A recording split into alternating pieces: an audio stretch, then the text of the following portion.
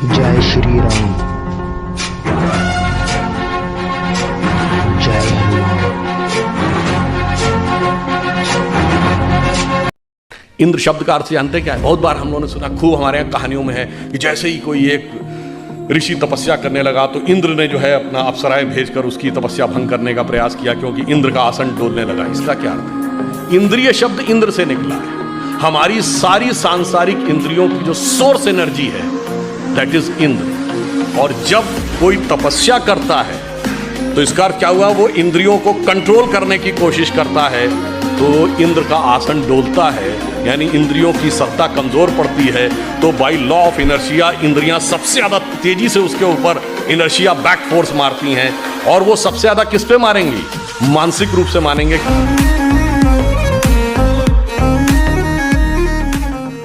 राकेश टिकैत आ गए हैं लखनऊ और कह रहे हैं कि लखनऊ को मैं दिल्ली बना दूंगा। तो क्या दिक्कत आ रही है? तो प्रमोशन लखनऊ है कर ना, देंगे कह रहे हैं लखनऊ ये का। प्रदेश की राजधानी है, दिल्ली देश की राजधानी है। हमें दिल्ली और लखनऊ में अंतर महसूस करना होगा। यहाँ पर बैठेंगे वो आंदोलन के मैं लिए। वही कह रहा हूँ ना, ये प्रदेश की राजधानी है ना। आपकी पार्टी तो फोटो ट्वीट कर रही है कि जरा बच के आइयो। हम तो सबको सहयोग करना चाहते हैं, सबका स्वागत करना जानते आप राकेश टिकैत का स्वागत करेंगे? हैं। क्यों नहीं स्वागत तो करेंगे? बातचीत ही करा दीजिए सर फिर सरकार। किसान आएगा, किसान का स्वागत होगा। कानून के साथ कोई खिलवाड़ होगा तो उस तरीके से भी स्वागत होगा। अरे संभल क्या बात है? क्या दिक्कत है? मतलब कोई समस्या नहीं है। वो यही दूसरा वाला यही स्वागत अंतर कैसे? बता रहे हैं आप, दिल्ली और लखनऊ का अंतर यही मैंने है। क्या कहा ना, दिल्ली है, ये लखनऊ है। हाँ। तो मुझे लगता है इतना दूसरा अंतर वाला तो स्वागत कैसे होता है योगी जी? मैंने कहा ना कि ये अंतर उन सबको भी मालूम होगा जो कहते हैं कि हम लखनऊ को दिल्ली बना देंगे, तो उनको ये भी अंतर मालूम होगा कि ये प्रदेश की राजधानी है, ये देश की राजधानी नहीं है। और प्रदेश की राजधानी में किस प्रकार का चाल चलन होना चाहिए ये भी उनको जानकारी होनी चाहिए। खाली कश्मीर नहीं, आप पूरे का पूरा इंडिया ही अब हमारे आता है।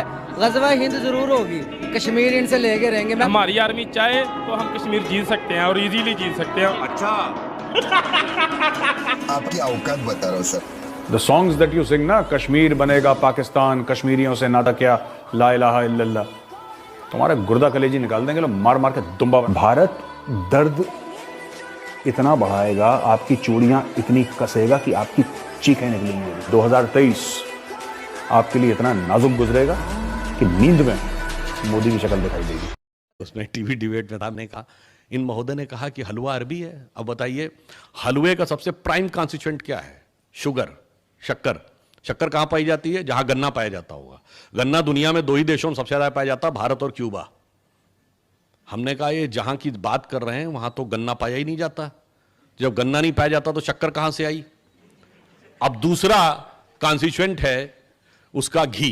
किसी भी चीज का आप हलवा बनाएंगे तो घी और शक्कर तो चाहिए। घी कहां होता है? जहां प्रचुर मात्रा में दूध होता है। दूध से दही, दही से मक्खन, मक्खन से घी बनता है। अब जहां ऊंट का बूंद बूंद दूध मिलता है वहां कहां से दही, कहां से मक्खन, कहां से घी आया?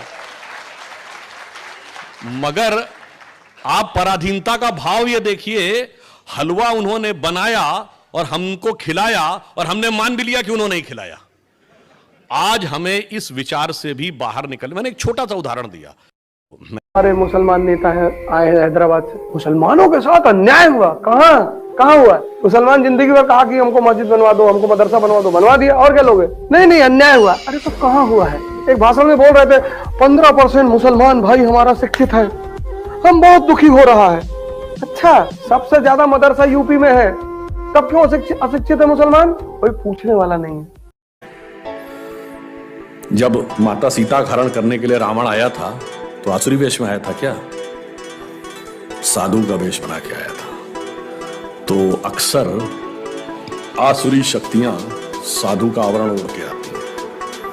वो अपने को कहती हैं हम लिबरल हैं, ह्यूमनिस्ट हैं, हम तो ओपननेस की बात करते हैं, फ्रीडम ऑफ स्पीच की बात करते हैं। और इतनी मजेदार बात यह है कि इसमें सबसे ज्यादा जानते कौन सी 2 शक्तियां एक हो जाती हैं जो सीए के आंदोलन से आते थे? लेफ्ट लिबरल कम्युनिस्ट और कम्युनिस्ट और फंडामेंटलिस्ट मुस्लिम। और मजे की बात यह है कि आप दुनिया में एक कम्युनिस्ट देश बताइए जहां तोप लगा के मस्जिदें न उड़ाई गई, चाहे रशिया हो या चाइना। और ये देखो, देखा देखा देखा देखा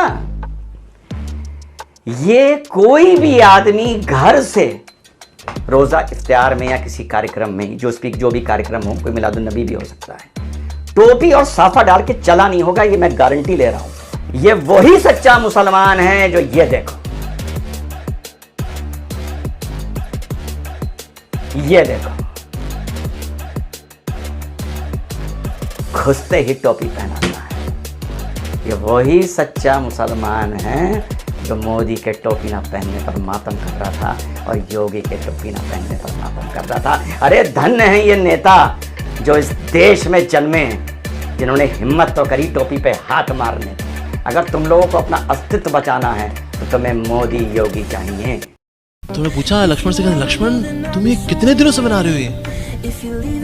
तो लक्ष्मण ने कहा ये माताश्री आप ही कृपा से बस अभी बनाना शुरू किया था और अभी तुरंत बन भी गई है। ये ठीक है, अगर आपको पसंद आई हो बताइए, इसमें कुछ ठीक है। नहीं बहुत ही ज्यादा सुंदर तुमने बनाई है तो ये कुटियां। तो राम जी ने लक्ष्मण जी की परीक्षा ली। उन्होंने कहा हाँ देखो अब कुछ समय के लिए है, फिर यहाँ से आगे चलना है, फिर आगे चलेंगे, फिर वहाँ नई कुटियां बनानी होगी। अब यूजली कोई इतनी सुंदर कुटियां बनाए ना तो उसको लगा अरे कुछ तो यहाँ ठहर जाओ, अब क्या मतलब दूसरी बनवाओगे हमसे, कितनी सेवा कराओगे हमसे। लक्ष्मण जी ने कहा आपको जब जाना है, जहाँ जाना आप बताइएगा, मैं वहाँ फिर से कुटियां बनाऊंगा।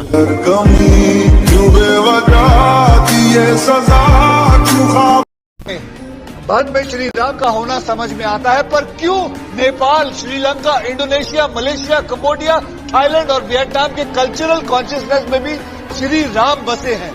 क्यों बुद्धिज्म, जैनिज्म और सिखिज्म में रामायण है? क्यों गुरु ग्रंथ साहब में श्री राम का नाम बार बार आता है? क्यों?